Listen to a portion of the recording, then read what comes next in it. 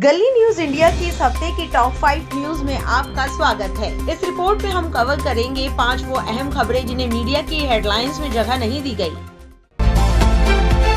You are watching गली news.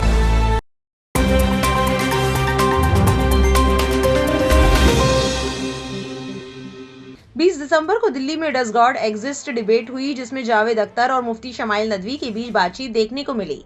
इस debate में दुनिया में हर धर्म में खुदा को मानने वालों की तरफ से मुफ्ती शमाइल नदवी शामिल हुए, जबकि जावेद अख्तर एथिस्ट की तरफ से शामिल हुए।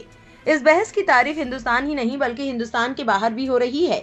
हिंदुस्तान में कहा जा रहा है कि इस तरह से भी डिबेट की जा सकती है और ये बहस बहुत अच्छे और सलीके से हुई।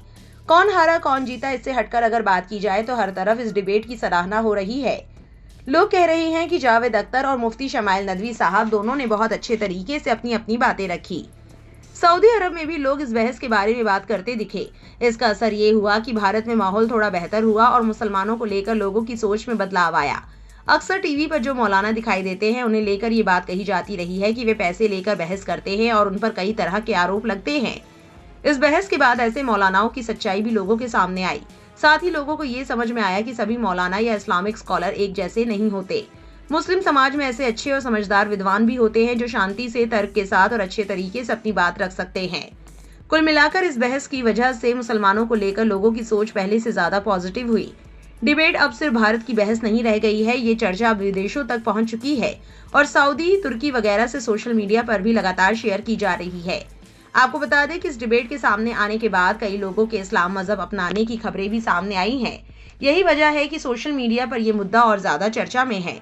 खासतौर पर कई इस्लामिक देशों में लोग इन खबरों को शेयर कर रहे हैं और इसे लेकर खुशी जाहिर कर रहे हैं। विदेशों के यूजर्स इस बहस को तर्क, शांति और संवाद के जरिए रखी गई असरदार बात बता रहे हैं।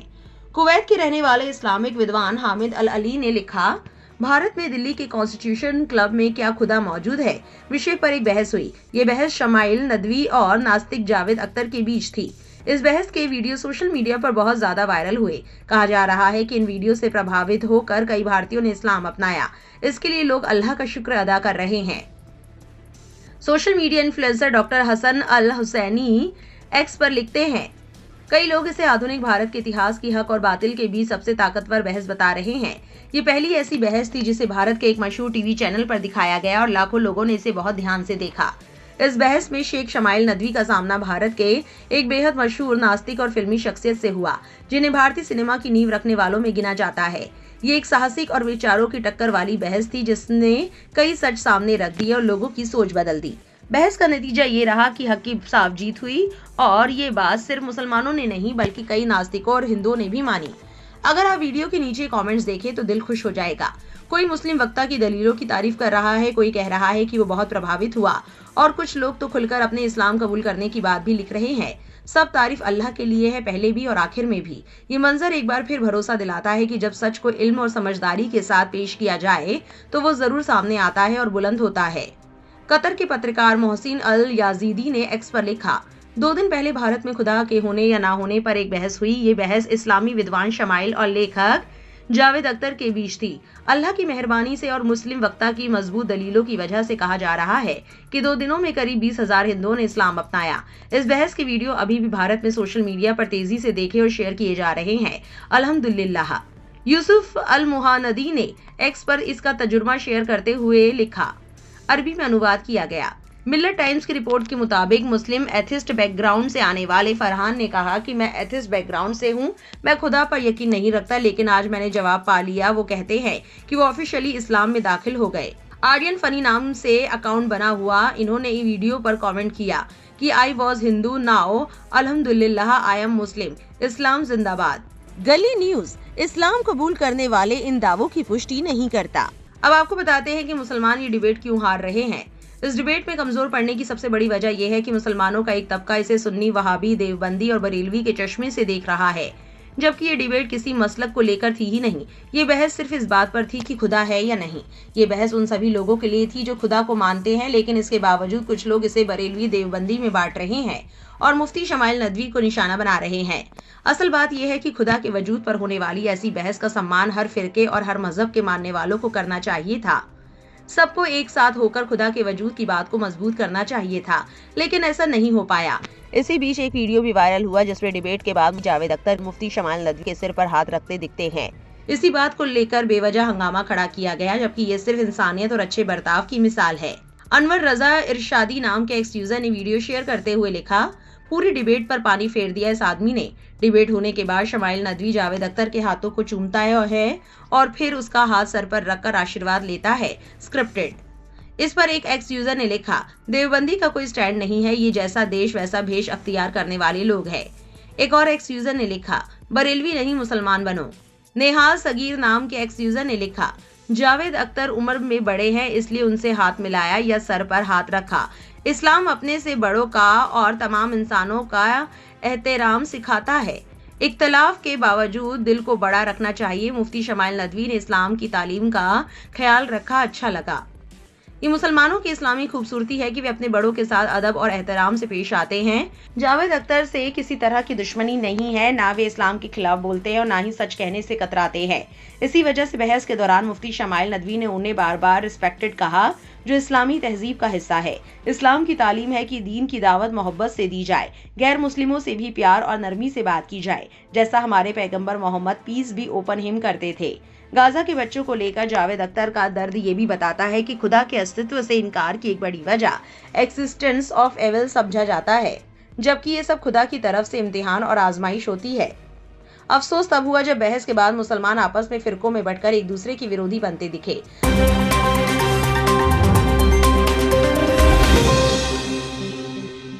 अब आपको बताते हैं एक खास बात। इस रिपोर्ट की दूसरी खबर में ऑस्ट्रेलिया के जाने माने पत्रकार और मानवाधिकार कार्यकर्ता रॉबर्ट मार्टिन ने इस्लाम कबूल करने का ऐलान किया है।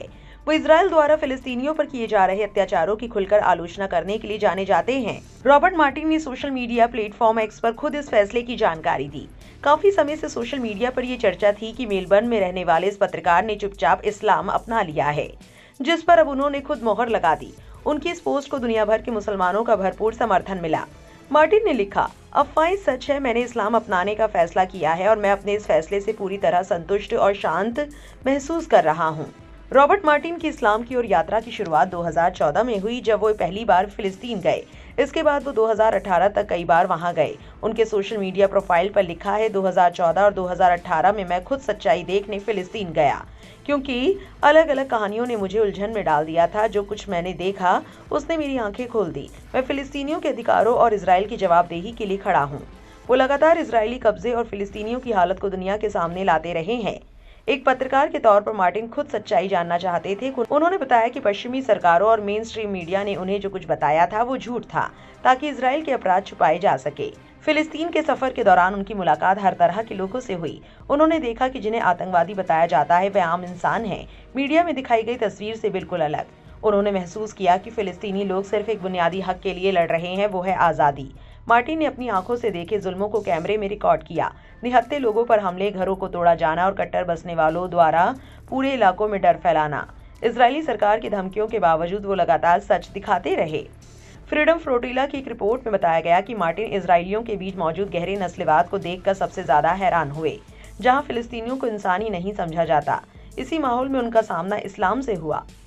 9 दिसंबर को एक्स पर एक और पोस्ट में उन्होंने लिखा, ये 2016 की पोस्ट है, जब मेरी फिलिस्तीन की यात्रा शुरू ही हुई थी।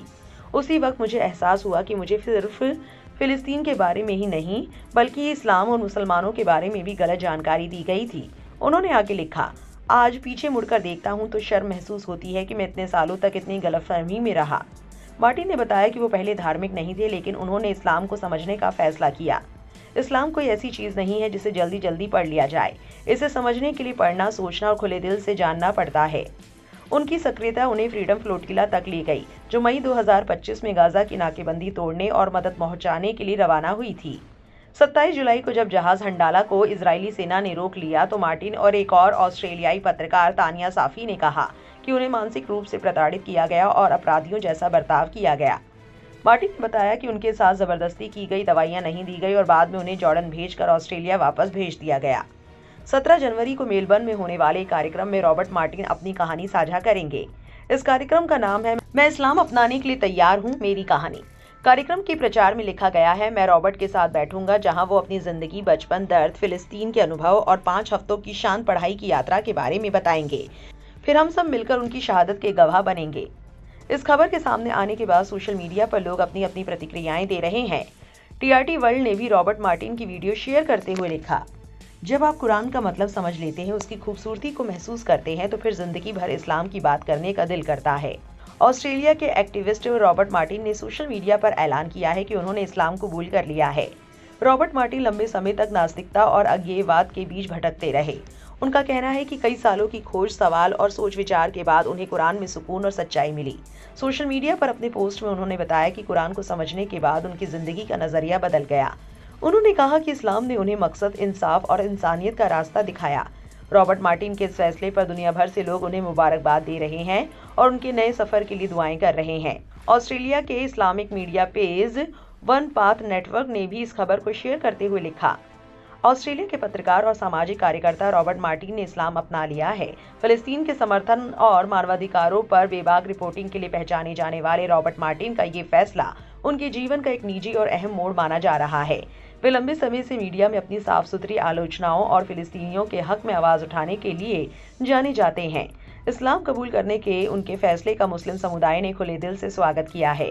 लोग इसे उनकी सच्चाई, ईमानदारी और उन मूल्यों के साथ जुड़ाव के रूप में देख रहे हैं जिनका वे पहले से ही समर्थन करते आए हैं। एक एक्स यूजर ने कुरान की एक आयत का हवाला देते हुए लिखा, जब अल्लाह की मदद आ जाए और फतह हासिल हो जाए और तुम लोगों को झुंड दर झुंड अल्लाह के दीन में दाखिल होते देखो, तो अपने रब की हम्द के साथ उसकी तस्बीह करो और उससे मगफिरत मांगो। बेशक वह बहुत ज्यादा तौबा कबूल करने वाला है। 5 पिलर्स के जर्नलिस्ट रॉबर्ट कार्टर ने एक्स पर लिखा, वाह सुभान अल्लाह, ये मुझे उस दिन की याद दिलाता है जब मैंने इस्लाम कबूल किया और कलीमा पढ़ा। रॉबर्ट मार्टिन के लिए अल्हम्दुलिल्लाह, अल्लाह ताला आपको दीन पर मजबूती दे, इस ईमान के सफर को खूबसूरत बनाए और आपको सुकून व अपनी कुर्बत अता करे। इस्लामी परिवार में आपका इस्तकबाल है। क्लैरिफाइंग लाइट नाम से एक एक्स यूजर ने लिखा, ऑस्ट्रेलिया के पत्रकार और फिलिस्तीन के समर्थक रॉबर्ट मार्टिन ने इस्लाम कबूल कर लिया है। वो अपनी साफ साफ बात रखने वाली रिपोर्टिंग और फिलिस्तीन के हक में आवाज उठाने के लिए जाने जाते हैं। उनकी बातें ऑस्ट्रेलिया और दूसरे देशों में भी लोगों तक पहुंची है। अल्लाह तबारक व ताला इस्लाम को उनके दिल और दिमाग में और मजबूती से बसा दे।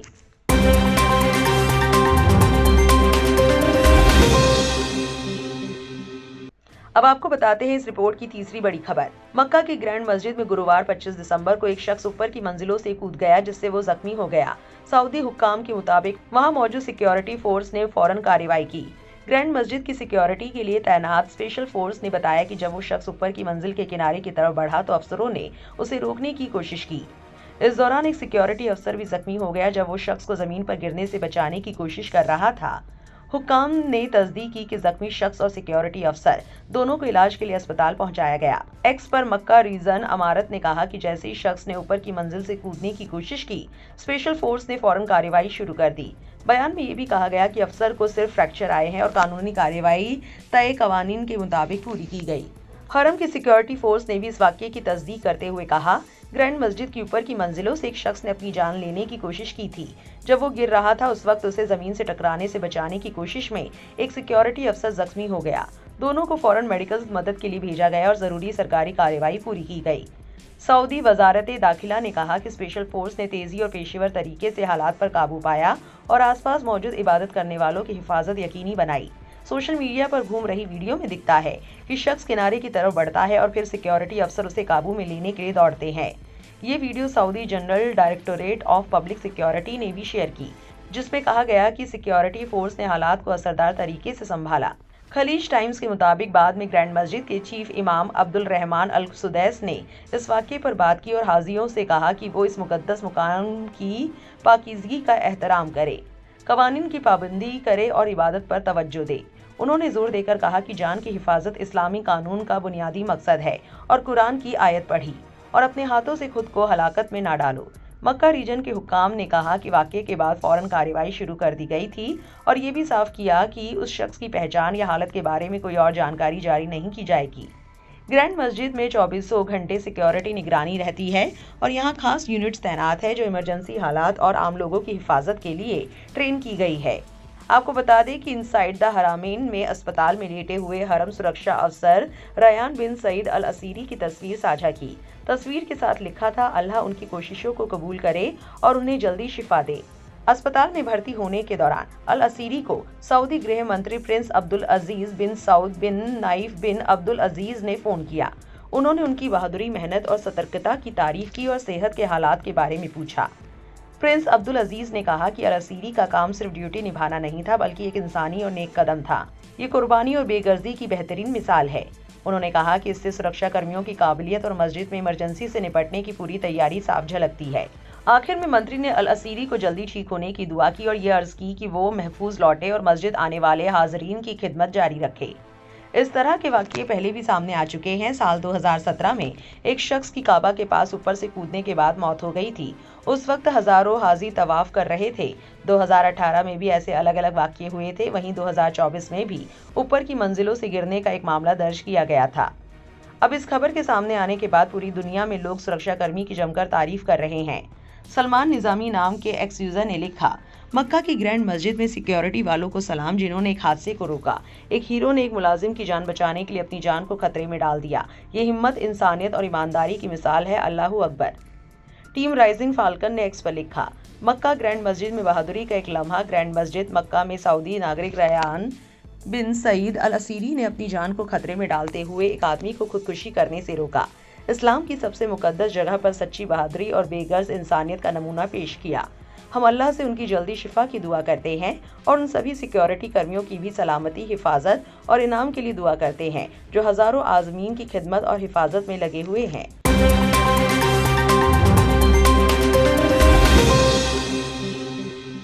आइए बढ़ते हैं इस रिपोर्ट की चौथी खबर की तरफ। मुफ्ती शमाइल नदवी, जो हाल ही में जावेद अख्तर के साथ डज गॉड एग्जिस्ट की बहस से चर्चा में आए थे, अब उनका एक पुराना बयान वायरल हो रहा है। उनका कहना था कि अगर फला दरबार से शरीयत के खिलाफ कोई आदेश आएगा तो क्या तुम उसे मान लोगे। यहाँ पर लोग फला दरबार का मतलब सरकारी आदेश से निकाल रहे हैं और उनका मानना है कि मुफ्ती साहब यहाँ कॉन्स्टिट्यूशन से बढ़कर धर्म बता रहे हैं।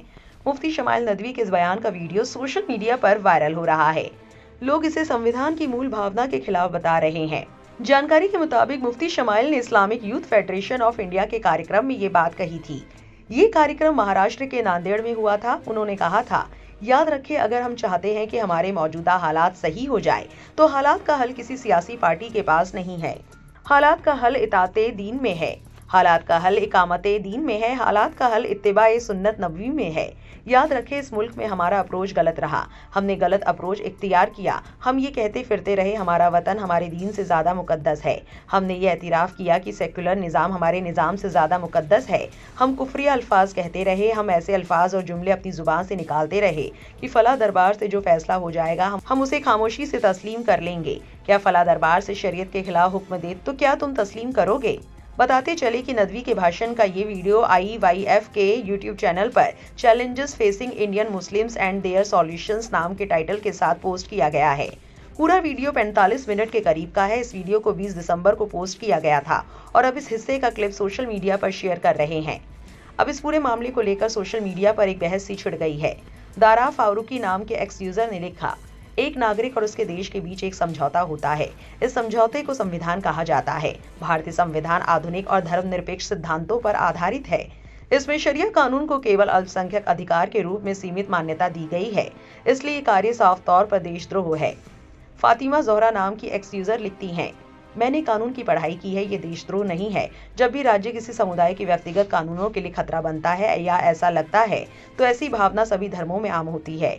आप किसी हिंदू, ईसाई, पारसी या किसी भी व्यक्ति को उसकी धार्मिक प्रथाएं बदलने के लिए मजबूर नहीं कर सकते। यही बात मुसलमानों पर भी लागू होती है। आग भड़काना बंद करें। डॉक्टर शुजात अली कादरी ने लिखा, मौलाना नदवी का ये बयान भारत के संविधान की मूल भावना के खिलाफ है। भारत का मुसलमान ना तो हिंदू राष्ट्र का समर्थक है और ना ही वहाबी शरीयत के नाम पर किसी धार्मिक शासन का। हमारा रास्ता संविधान, लोकतंत्र और समान नागरिक अधिकार है।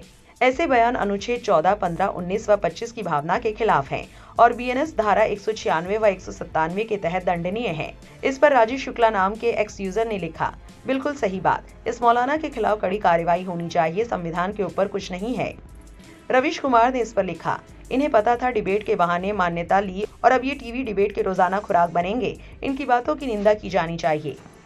इस पर जवाब देते हुए तारिक अनवर नाम के एक्स यूजर ने लिखा, 2014 के बाद इस देश में हजारों मुसलमानों की लिंचिंग हुई, मुसलमानों के विरुद्ध हजारों नफरती बयान दिए गए, हजारों बार संविधान विरोधी कृत्य किया गया, लेकिन राजीव शुक्ला कभी एक बयान नहीं दिए और ट्वीट नहीं किए, बल्कि उनमें से कुछ लोगों के साथ बैठकर मैच का आनंद भी लिए हैं। आज मुफ्ती के विरुद्ध ट्वीट करके गिरफ्तारी की मांग कर रहे हैं। यही बहुसंख्यकवाद है जिसमें कांग्रेस और भाजपा के लोग एक साथ खड़े मिलते हैं। वसीम अख्तर नाम के एक्स यूजर ने लिखा, भाई मौलाना संविधान की जगह शरिया कानून लाने की बात नहीं कर रहे हैं। मौलाना वही बात कर रहे हैं जो इस्लाम का मूल सिद्धांत है। भारत एक धर्मनिरपेक्ष राज्य है, यहाँ हर धर्म को उसके मूल सिद्धांत के अनुसार पूजा पाठ की इजाजत है। मूल सिद्धांत के विपरीत अगर कोई कानून मुसलमानों पर थोपने की कोशिश की जाती है तो ये संविधान के भी खिलाफ है, और मुसलमान ऐसे कानून जो कुरान और मोहम्मद साहब की शिक्षाओं के विपरीत जाकर मुसलमानों के ईमान को कमजोर करता हो, कतई नहीं मानेगा। ये स्पष्ट है भाई। श्याम मीरा सिंह नाम के एक्स यूजर ने ट्वीट किया, मौलाना साहब मुस्लिमों को संविधान की जगह शरिया फॉलो करने को कह रहे हैं। इस्लाम भारत से ऊपर है, शरिया संविधान से ऊपर है। अब फैजान नाम के एक्स यूजर ने जवाब देते हुए कुछ वीडियोस शेयर की हैं और उन्होंने लिखा, जब ये बात आपके अपने धार्मिक नेता ने कही थी तब इतना गुस्सा क्यों नहीं हुआ। ये लिबरल्स अच्छी तरह जानते हैं कि मुसलमानों को झूठे मामलों में फंसाने के लिए माहौल कैसे बनाया जाता है। शेयर की गई वीडियो में एंकर शुभांकर देवकीनंदन से पूछते हैं कि धर्म बड़ा या देश या संविधान। इस पर जवाब देते हुए, मेरी दृष्टि में सबसे बड़ा है धर्म। एंकर शुभांकर पूछते हैं संविधान से बढ़कर। इस पर देवकीनंदन कहते हैं सबसे बढ़कर धर्म। वहीं एक और वीडियो में स्वामी निश्चलानंद का एक बयान है जिसमें वो कहते हैं धर्म बड़ा है। साथ ही एक स्वामी आनंद स्वरूप का भी एक बयान सामने आया है जिसमें वो कहते हैं कि कम से कम दुनिया में एक राष्ट्र हिंदुओं का भी होना चाहिए। एक राष्ट्र नेपाल था, मिलकर इन लोगों ने पूरा सेकुलर बना दिया। इस पर उनसे सवाल किया जाता है कि आपने काफी मुसलमानों से बात की है जिनके लिए मजहब बड़ा है, राष्ट्र से आपके लिए कौन सा बड़ा है। इस पर स्वामी आनंद स्वरूप कहते हैं हमारे लिए धर्म बड़ा है। अब इस पूरे मामले पर मुफ्ती शमाइल नदवी का जवाब आया है। उन्होंने फैजान के इस ट्वीट को रिपोस्ट किया जिसमें इस तरह के बयान थे जिसमें धर्म को राष्ट्र से ऊपर बताया है। आपको बता दें, मुफ्ती शमाइल ने फैजान के इस पोस्ट को रिपोस्ट करने के बाद अनडू रिपोस्ट कर दिया है।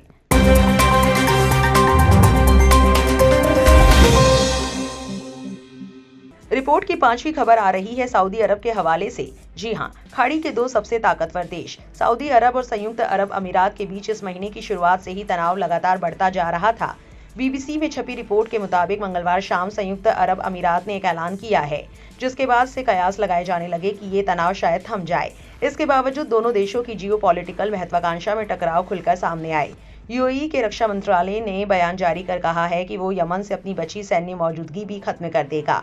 यूएई के रक्षा मंत्रालय ने अपने बयान में कहा, हम 2015 से अरब गठबंधन का हिस्सा बने हुए हैं और यमन में वैध सरकार का सपोर्ट करते रहे हैं। यूएई की सेना ने साल 2019 में यूं तो यमन में अपने मुख्य सैन्य अभियानों को पूरा कर लिया था और वापस लौट आई थी। वहीं कुछ सैनिकों को चरमपंथी ताकतों पर लगाम रखने के लिए वहीं छोड़ दिया गया था, लेकिन हाल के घटनाक्रमों को देखते हुए रक्षा मंत्रालय बाकी बचे सैनिकों को भी वापस बुलाने की मांग कर रहा है। यूएई के इस बयान से पहले सऊदी अरब ने यमन की प्रेसिडेंशियल लीडरशिप काउंसिल के हवाले से कहा था कि यूएई 24 घंटे के भीतर यमन से अपनी सभी सेनाओं को वापस बुलाए और वहां के किसी भी गुट को सैन्य और आर्थिक सहयोग देना बंद कर दे। जिसके बाद अपनी पहली प्रतिक्रिया में यूएई ने इन आरोपों की कड़ी निंदा की थी। यूएई का कहना था कि उसने यमन के किसी भी गुट को कभी भी सऊदी अरब के खिलाफ सैन्य कार्रवाई के लिए नहीं उकसाया। बयान में कहा गया, यूएई सऊदी अरब की सुरक्षा और स्थिरता के प्रति प्रतिबद्ध है और देश की संप्रभुता और राष्ट्रीय सुरक्षा का पूरा सम्मान करता है, लेकिन मकुल्ला के बंदरगाह पर हथियारों की कोई खेप नहीं उतारी जा रही थी। जो वाहन वहां उतारे गए वो किसी यमनी गुट के लिए नहीं बल्कि यमन में काम कर रही यूएई सेना के इस्तेमाल के लिए थी। इसके बारे में सऊदी अरब के साथ उच्च स्तर पर बातचीत हो चुकी थी। इसके बावजूद उन्होंने हमला किया जो कि बहुत चौंकाने वाला था। दोनों देशों के पुराने और मजबूत रिश्ते हैं। हमारा मकसद हमेशा से यमन में वैध सरकार की मदद करना और आतंकवाद से लड़ना था। इस मामले को जिम्मेदारी से सुलझाने की जरूरत है ताकि क्षेत्र में शांति बनी रहे और यमन का संकट जल्द खत्म हो। रिपोर्ट के मुताबिक बीते मंगलवार सऊदी अरब ने यमन के बंदरगाह शहर मुकल्ला पर हवाई हमला किया। सऊदी अरब ने कहा कि ये हमले इसलिए किए गए क्योंकि यूएई की मदद से इस बंदरगाह पर सदर्न ट्रांजिशनल काउंसिल के लिए हथियारों की खेप पहुंचाई जा रही थी। सदर्न ट्रांजिशनल काउंसिल को यूएई समर्थित समूह माना जाता है और ये समूह दक्षिणी यमन को एक अलग देश बनाने की मांग करता है। इस समूह ने दिसंबर के शुरुआती हफ्तों में यमन के दक्षिण पूर्वी इलाके के अहम शहरों जैसे हद्रमौत, अल महाम और तेल भंडारों पर कब्जा कर लिया था।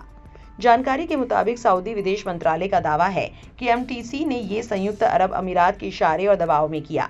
बयान में कहा गया है कि ये इलाके रणनीतिक रूप से अहम है और यहाँ अस्थिरता पैदा होना न सिर्फ सऊदी अरब की सुरक्षा बल्कि यमन की एकता और पूरे क्षेत्र की मजबूती के लिए भी गंभीर खतरा है। अब इस पूरे मामले की शुरुआत कैसे हुई आपको बताते हैं। यमन की आज की हालत की शुरुआत साल 2014 से होती है। उसी साल ईरान की मदद से लड़ने वाली हुती समूह ने राजधानी सना पर कब्जा कर लिया और राष्ट्रपति हादी को देश छोड़कर भागना पड़ा। इसके बाद सऊदी अरब और यूएई ने मिलकर हुतियों के खिलाफ युद्ध शुरू किया, लेकिन उन्हें पूरी सफलता नहीं मिली। बाद में यूएई को लगा कि हुतियों को पूरी तरह हराना मुश्किल है, इसलिए उसने दक्षिण यमन के स्थानीय लड़ाकों और अलगाववादी गुटों को समर्थन देना शुरू किया। इसी से 2017 में सदर्न ट्रांजिशनल काउंसिल बनी, जो दक्षिण यमन को अलग देश बनाना चाहती है। यूएई ऐसा इसलिए करता है ताकि दक्षिण यमन के बंदरगाहों, समुद्री रास्तों और तेल गैस क्षेत्रों पर उसका असर बढ़े। वहीं सऊदी अरब चाहता है कि यमन एक ही देश बना रहे और उसकी सीमा पर एक दोस्त सरकार रहे। इसी वजह से यमन को लेकर सऊदी अरब और यूएई के बीच मतभेद है। Indian council of world affairs में सीनियर फेलो फज्जुर रहमान कहते हैं कि जब से पूरी दुनिया का ध्यान गाजा पर शिफ्ट हुआ है, तब से एसटीसी यमन में मजबूत हुई है।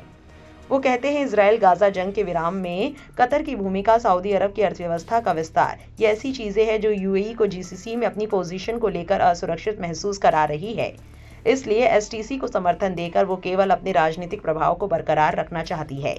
इसे बहुत गंभीरता से लेने की जरूरत नहीं है। फज्जुर रहमान का मानना है कि इस तनाव को खत्म होना ही था। वो कहते हैं वजह यह है कि यमन में कुछ ऐसा है नहीं। 5, 6, 7 साल के बाद भी सऊदी को नहीं कुछ मिला, यमन को भी कुछ नहीं मिला। चीजें वैसी की वैसी ही बनी हुई है। तो मुझे लगता है कि दोनों देशों की अपनी पॉलिटिकल पोजीशनिंग है, जो असल में गल्फ पॉलिटिक्स को लीड करना चाहते हैं। ये संदेश देना भी कि जीसीसी में हम नंबर 2 नहीं है। जीसीसी यानी गल्फ कोऑपरेशन काउंसिल में 6 देश शामिल है: सऊदी अरब, संयुक्त अरब अमीरात, ओमान, बहरीन, कतर और कुवैत। इसकी स्थापना 1981 में हुई थी। इसका मकसद सदस्य देशों के बीच राजनीति, अर्थव्यवस्था और संस्कृति में आपसी तालमेल और सहयोग बढ़ाना है। सऊदी अरब और यूएई के बीच मतभेद सिर्फ यमन को लेकर नहीं है। तेल बनाने, आसपास के देशों के झगड़ों और अफ्रीका व लाल सागर के इलाकों में असर बढ़ाने को लेकर भी दोनों की राय अलग अलग है। सऊदी अरब तेल की कीमतें संतुलित रखना चाहता है, जबकि यूएई ज्यादा तेल बनाने पर जोर देता है। इसी कारण ओपेक और दूसरे मामलों में दोनों देशों के बीच खींचतान दिखाई देती है। इस पूरे मामले को लेकर उमा शंकर सिंह नाम के एक्स यूजर ने एक अपडेट शेयर किया है। उन्होंने ट्वीट कर कतर की तरफ से शेयर किया गया अपडेट बताया कि कतर का कहना है कि वो यमन में हो रहे डेवलपमेंट पर करीब से नजर रख रहा है। यमन की कानूनी सरकार का पूरा सपोर्ट करता है और यमन की एकता और इलाके की एकता पर जोर देता है। दोहा ये भी मानता है कि सऊदी और जीसीसी की सिक्योरिटी उसकी अपनी सिक्योरिटी से जुड़ी हुई है। सऊदी और यूएई के बयानों का स्वागत करता है। इन तमाम खबरों को लेकर आपकी क्या राय है, कमेंट सेक्शन में जरूर लिखें और ऐसी और वायरल अपडेट्स के लिए कली न्यूज़ को सब्सक्राइब करना